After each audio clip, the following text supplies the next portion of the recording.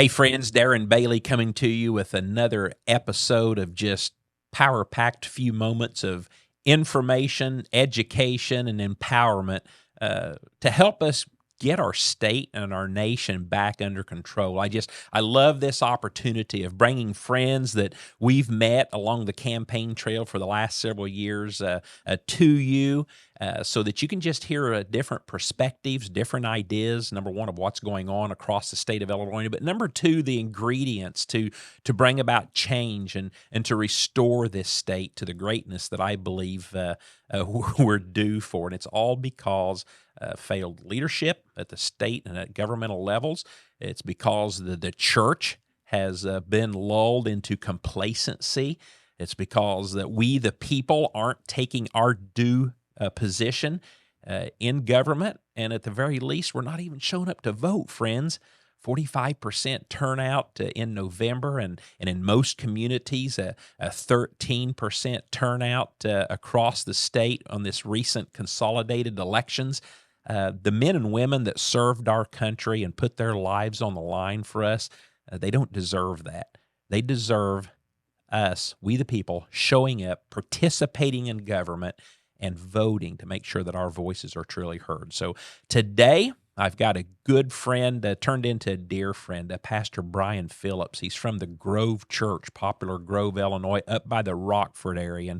And Brian drove down here to us today, and I think he kind of found out that it's kind of interesting, Brian, because many, like I told you before, as we travel the state, even driving to Chicago as frequently as we do, that trip, it kind of seems like time flies. But driving to Rockford doesn't fly. It takes as long as so you got to experience a little bit of that today. Now, what I'd like to talk about today, and we're gonna talk about this a little bit later. Brian has developed an amazing. We're going to talk about biblical, godly manhood here in a little bit, but he has developed this organization called Grace Ops, and you can find that at GraceOps, GraceOps.net, GraceOps.net. I'm going to be giving away some of these 30-day journals, so I'll just make that mention right now. You have to email me right now, Darren, Darren, at Bailey for Illinois, Bailey, FOR, Illinois.com. Go to Darren at BaileyforIllinois.com. In the subject matter, type in devotion, and then add, and then in the email, the information, put your name and address, and I will mail you one of these. Be honored to send you one of these because it is amazing. And that's what Brian and Grace Ops, that's what he stands for, just getting our homes in order, getting our churches in order, getting our lives in order, because we have a responsibility.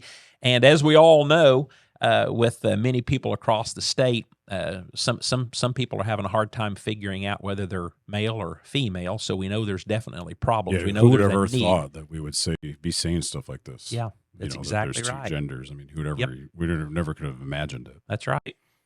Brian, the last time I think we attended church during the governor's campaign, you had a sermon series talking about God, the man of war. Yeah. And man, I thought it was awesome because it was just a powerful message. And then back on the wall was the Punisher emblem, and I thought that was cool. Actually, I mean, you just felt empowered, I get especially so much when hate from that. But man, really the Chicago Tribune sent some liberal reporters, which was awesome because they got to, they got the message, they got to hear the truth in the message, but then they took that back and just what a disgusting headline. But anyway, hey, it's I don't even remember. It actually, I really actually, when you read and knew what they were saying, it was terrible. But hey, it's just this persecution. I was honored because it was basically, Bailey's getting support from the church. Can you believe that? So first of all, give me your rendition. You've been in the Rockford area. Man, you have been just a force to be reckoned with. So how does, last week we talked with my cousin, Pastor Scudder, who up in the Lake Zurich area is doing the same thing. Two areas, a little different feel to to the Rockford versus the Chicago area. But just talk to me, tell us about your belief, your role with the church and state and government and the responsibility thereof. Yeah, well, I gave my life to Christ 30 years ago, and I've been married 25 years, coming up on that, and I have 4 daughters. So You have pray four for me. beautiful daughters. You have a beautiful wife. Yeah, Tell us about your I do have wife a real beautiful quick, wife. Miss Yeah, my Miss. wife is a former Mrs. America and just a very powerful woman of God, and so it's really cool that her and I do this type of life together. God called us into this work. So, yeah, where do you start? I think in this hour, it's not. It's just about one of the passionate core values of my life is to honor Christ, and I think about this quite often. Even though we all fail and we make mistakes, I don't want to fail at honoring His name, honoring His work, and He has a strategy in place. And I pull a lot of energy out of Psalm 127. It's just 5 verses, and the first verse talks about unless God's building the house, those who are building are laboring in vain. And so that tells me that God has a plan. He has a strategy. He has a way He wants things done. And so I need to be a wise son and ask Him, what is that way? And when we put out there that the Lord is a man of war, He is a man of war. And He's dealing with the gods of Egypt. He's going to deal. He dealt with the enemy on the cross, and put the enemy to open public shame. And you live in Effingham where that huge cross is. And I was able to do a live stream this morning from there, and it was pretty cool. But it just open public shame. The enemy's been shamed, and we've failed God. Our state has gone into the toilet because of us. It's our problem. It's on our watch. I can't blame anybody else. Even though I'd say I'm involved and I'm active and I want to get more and more people, I'm still part of the problem, right? I'm trying to bring the solution. So the enemy's running rampant in our culture, running rampant in our schools, and I think it's kind of funny that we talk about the mama bears and we talk about riling the mamas, and we've been talking about that all through your campaign, right? They showed up everywhere. And then I think it's a little funny that you mess with the guy's Bud Light and now he's getting mad. Hmm. Why does it take messing with someone's beer to get mad? Wow. That's a powerful statement. Where were the dads? Where's the men all along, right? But we mess with your beer and you make a statement. Wow.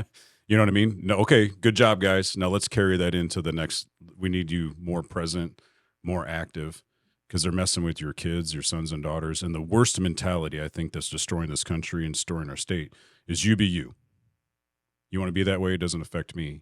That's corrupt, because what you're really saying is I don't have the internal fortitude to tell you that I disagree with your lifestyle. Okay, so yeah, at the end of the day, am I going to love you no matter what way you choose to live? Sure.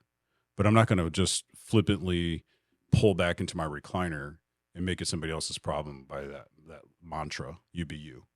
You be you. That's killing us, because that's what's allowed this thing to have power. That's what's allowed it to get in, because some of the stuff that we're up against is just pure madness. It's like, it's you want to pull your hair out. I'm not bald yet, but I might be. You know what I mean? It's so we take stands, that verse 5 of Psalm 127. So it talks about the family in verse 3. Blessed are, children are a reward. Verse 4 talks about how they're like arrows in the hands of warriors. And then verse 5 says, blessed is the man who fills his quiver. And it says, he will not be put to shame when he speaks with his enemy in the gate. And so as people of God, we're not here to hate the world or hate culture. We're here to bring loving solutions, but we have to be present in the gate, in the places of power. And we have to be in the conversation. The Bible specifically says speaking with your enemies in the gate. So, when I heard about you, because I'm not like a hardcore Republican, and I'm not, because it looks like the same two arms of the same beast. That's right. That's You know what right. I mean? Yeah. So I'm not looking at it like, oh, the Republicans are so awesome, because most of them have failed us. Yes. And so have the Democrats, right? Yes. So, but I'm looking for disruptors. I'm looking for kingdom-minded people, and boom, here you show up, right? Like, I don't know anything about you. I saw you at that rally at the beginning of COVID down by the Lincoln Memorial, by the Springfield there, because I think I spoke right before you came up. And I was like, who's this dude? Who's Bailey? I saw your truck out there, and, you're putting on your sport coat, getting ready to talk. And I'm like, I wonder who this guy is, and then before I know it, you're running for governor. You're up in my backyard at an airport. And I remember asking you, like, what are you about? Why do you think you can win? I was a little jaded, probably a little sarcastic, but just the way you answered, the way you carried yourself, I was like, oh, the Lord really is with this guy. Wow. And I remember the Lord saying, like, he's like a David type, and he's going to he's here fighting up against the Goliath the Goliaths of our day and age, you know, and that's really what we need in biblical masculinity. We need men who love the Lord like David did, you know. So Man, I appreciate that, and I'm glad you brought that up because even now, this movement and myself, I get scrutiny even within our own party and the people that we should be working with, and it is. I love, as you mentioned, David, remembering when he showed up to the battlefield to check on his brothers, and they were in the army and they're standing there looking at this giant, the Philistines across the valley, and David begins to kind of talk, well, who is this guy? What are you doing? And who did he get? He got chastised by his brothers. Yeah. He just, would you be quiet and quit talking and go back home to your dad and watch those few sheep that you're. I love that because it's interesting. You've got to make noise and you've got to create the momentum before we can't do anything until we have the seats of authority. And unfortunately, many times when Republicans get the seat of authority, they don't take action. They consider then, well, what do I have to do to stay in power? So then they begin to compromise and water their values down. And even now, I've got a few that kind of come against me and just say, oh, that Bailey guy, he just makes noise. Well, when you're in the super minority in the House and in the Senate, which was created by the lack of action by my predecessors, you create that noise and then you prepare. And then when you get to that seat, and I was so certain that God was going to allow us to serve as governor. I was right there with you. But at the end of the day, he didn't. It's okay because he's in charge, and we understand that. And the people, the church, the people still have to. When we sit here and look at like I mentioned earlier, 45% voter turnout. We knew that if we had a 60% turnout, we could win. And the people, it is what it is. My vote doesn't count. And that's what's awesome about these podcasts. We're going to be bringing county clerks and different people on to just talk about, yes, your vote counts. Yeah, but you think about the level of warfare we're up against. Yes. And you lost by 15%-ish up against a multi-million, billion-dollar campaign, right? However much money he spent. You think about that was lodged in the mindsets of people. Yeah. I mean, and if you're a believer and you think, and you didn't vote, I mean, kind of shame on you, right? Yeah. Like you should feel it. And even, it's not altogether corrupt. And we've got to play the voting ballot box until we can't play it anymore. Right. And we've got to play it out and wear it out. We have to wear it out. Thank you. We've got to wear it out, Yep. But the people who have that mindset are among the same types of people who, will you be you? Yeah. You do you, but you mess with my Bud Light, Yep. all of a sudden you being used, I'm going to stand up for my beer. Yep. But and that's cool. But I need the God-fearing men, even if you're not a disciple of Christ, but you have a God-fearing heart. We need you to stand for morality in the land for the sake of the children. I was just at Full Armor Christian Academy this morning, and I was telling the young guys, unfortunately, you got drafted into a war you didn't even know about. Yeah, because good times create weak men, and we've had too long of a stretch of prosperity, and we've had weak leaders who have been self-serving, and then these good times create, hard times create strong men. So that's where we're headed. We're headed into good men have created hard times, and hard times will produce strong men. But what kind of man will you be? Will you be a David? Will you be a Joshua and Caleb? And I'm all about biblical masculinity, right? All those values.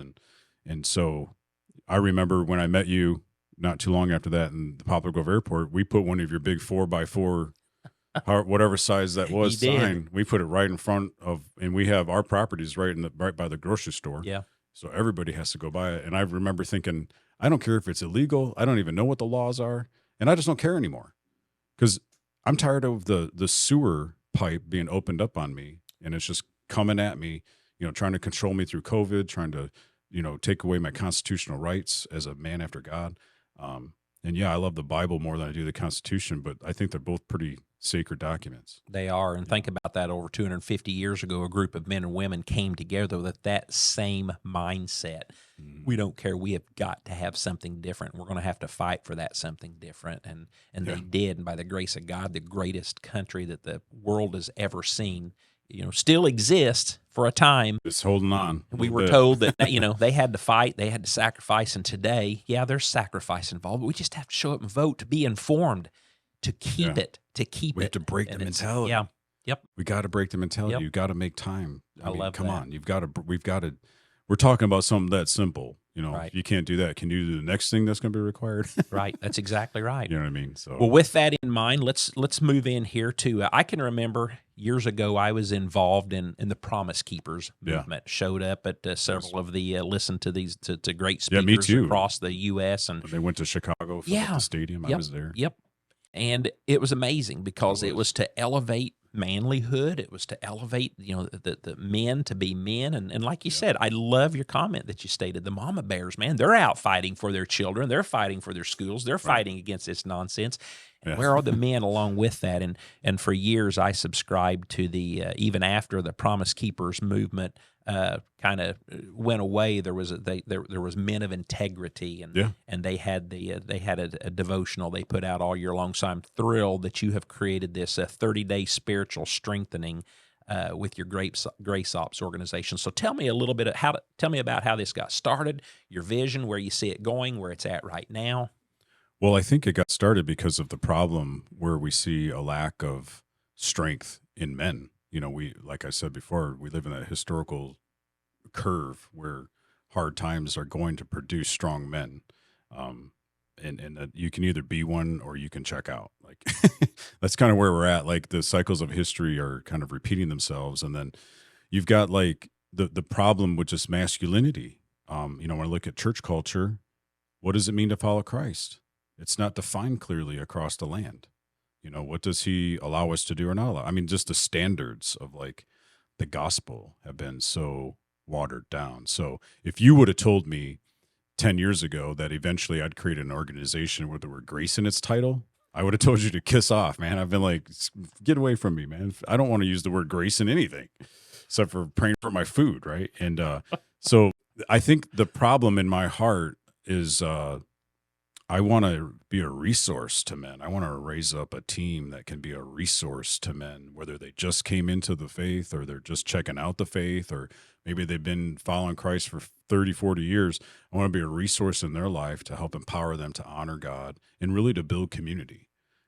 We are designed to be in community together, and we're stronger when we have 1, 2, or 3 people in our lives that know us, that we're vulnerable with, and that they can strengthen us and pray with us. So, we want to be a part of the many voices I believe the Lord's raising up in this hour.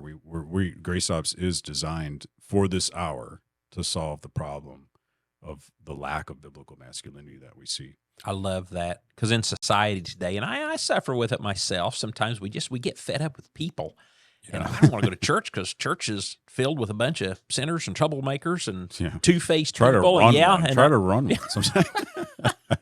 I love that. So, but that's God created us for community, and there's no doubt about that. And with the frustration of life, the fact that we got to work so hard to pay our taxes and just all the other drama that gets in the way. Sometimes, these Sundays or Wednesdays, what used to be this time when men would get together with their families, it's become a time when I need that day of rest. I hear that a lot, but I commend you for what you've done, reviving. I think at the end of the day, it's hard for a man nowadays to find a church he can go to and respect. Yeah. I mean, if I'm honest, Yep. We don't want to go, and I have no problem with females. My wife's one of the most powerful females on the planet. She's better than I am. Like she's a lioness for sure, and but men aren't interested in effeminate houses of worship. I'm just going to say it straight up. They're not interested in it. And I'm not trying to define masculinity as alpha male or you got to be the tough guy, because that's broken masculinity. But biblical masculinity, so we've centered it around 5 values. We centered it around honor, affection, liberty, war, and valor. So that spiritual guide right there, that strengthening guide is good for the guy that's just a couple days in, or a guy that's just checking it out. Yeah. Or a wife out there that says, hey, I should get this for my sons, or my, I'm an evangelist at heart. So everything I do I'm always working on the power of drawing people in. So if you're in, I want to draw you deeper. If you're not in, I want to get you started, get you started on your walk with God. So all of our values, that's what this whole thing's built around, is our values and our 7 shared goals. So we've created a culture for men to kind of dive into. And so affection, has to do with being tender and tough, understanding when Jesus said, be wise as serpents and harmless as doves. Understanding, to biblical masculine affection and tenderness is so powerful in this world, and the world's aching for it. The world is aching for the heart of a man to have tears and to have a toughness that will also reach out and protect and draw the line and go, no, not on my watch. That's where I'm at. It's like, and I think we have to be like the founders of our country. We have to get back to and I know you are, and you got a lot more wealth and reputation to lose than I do, but we're both in the same boat. I'll lose everything to save, to protect, to beat down the pharaohs, right? To beat down those systems of darkness. Like, I'll lose everything. Like, you're going to have to kill me to stop me. And I mean that, you know what I mean? And I'm not asking you to kill me or anybody to kill me, but you know what I mean? I'm saying, like, that's the heart. That's the passion. That's the drive. And a man after God's own heart is going to be like a David. Well, where did this Goliath come from? Yeah. And think about it. He showed up after 40 days of Saul's army cowering. Right. Sissies, right? Like, nobody, like, you could you not imagine finding one man in a whole army that had the nerve to fight somebody? And here's David, like 10 or 12, 13, maybe 15, right? Delivering cheese to his brothers. And that's actually one of our devotionals. I wrote all about this, and it's called And David Heard It. Because as soon as he heard it, that stone was getting ready to fly. You know what I mean? That giant was getting ready to come down. And where are the men, right? Okay, so the God-fearing men got your beer messed with. Now we want to invite you into the next level. Come with us on this battle. Join the mama bears. Come with us and open your ears and take away the dullness that maybe some of that Budweiser brought to you. Wow. You know what I mean? And get in the battle. And so, affection, love your family, love your enemy. Liberty. We talk about liberty as biblical masculinity because I think we get it wrong in this day and age. We confuse biblical kingdom-minded liberty with American liberty. My liberty in the kingdom is not about my happiness. It's about my obedience. Wow. My liberty in the kingdom is about, I was purchased by that big cross over on the highway there, right? That cross bought me. I'm no longer my own. For freedom, Christ set us free, but it's not a freedom for our own sake. It's for his sake. And then we talk about war as a value. And what we mean by that is the spiritual disciplines, right? Like, we all want to pray more, read the Bible more, draw near to God more. But say you're going to do it and watch what happens. You're going to get busy. You're going to get tired. That's right. I always tell people, God's not boring. We're boring. That's right. Right? So you've got to engage the warfare of getting with God. Yeah. And then valor is a byproduct of all this. You live these first four values, and you'll have courage on the battlefield of life. You'll have valor, And I love that. And that's exactly where, I grew up in the church, been a Christian, since I've been accepted Jesus when I was in sixth grade, but I grew up in the church even prior to that.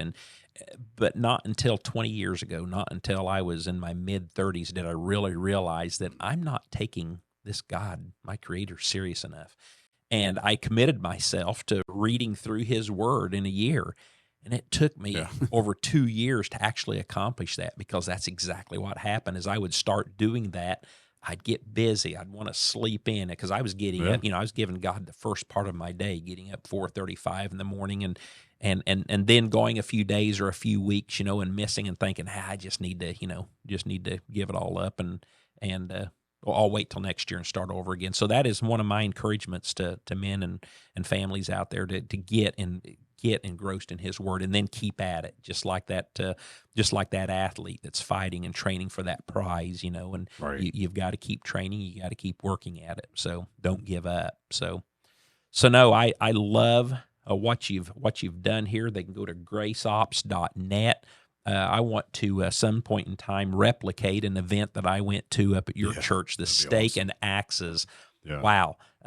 Good business opportunity for someone out there, a portable axe throwing cart that was all caged in, had two sides. That was awesome. Get in there and throw some axes, and had a contest, and it was all set up and rigged because you won. So it was rigged. I didn't even sign up, man. I just got the Lord is with me. What can I say? He was. You did good. But, hey, I got one more thing to throw in here. but I don't want to No, interrupt you. No, we're good. I just want to throw this last thing about Yes. honor because it's a problem solution. And I just want to lay it down because it's the heart of why we started Grace Ops, really is to honor the name of the Lord. And that's our first value. And so we believe that as men after God, the foundation of our hearts are laid upon honoring his name, which is a humble thing to do, right? Like, and I look in the book of Malachi, and there's a declaration, there's a problem, and a solution. And the declaration is, despite these leaders, we'll keep it in that context. God was addressing leaders. He said, despite the way you're acting right now, my leaders, my priest, he said, despite you, my name's going to be great from the rising of the sun to its setting. And pure offerings are going to be offered to my name. So that's the declaration. God says, despite you, my name's still going to be awesome and great. But he was addressing them so they could partner with him. And I believe the Lord's addressing us through things like COVID and through things like difficulty and the pain that we're feeling coming against us governmentally is so that we can partner with him. And he offers a solution. So the problem was, he said this, here was the problem. He said, if I'm your father, where's my honor? And he said, oh, you priests who despise my name. And then the priests, I love Malachi. This is only 12 verses. And Malachi, the priests say, well, how have we despised your name? And then guess what the Lord says? He says, by bringing that which is lame, sick, and almost dead. Like they were. So imagine back in the day, you're getting ready to go to the temple to offer the Lord. So you got to ask the question. The Lord didn't give us his second best in Jesus, gave us his best, his only son.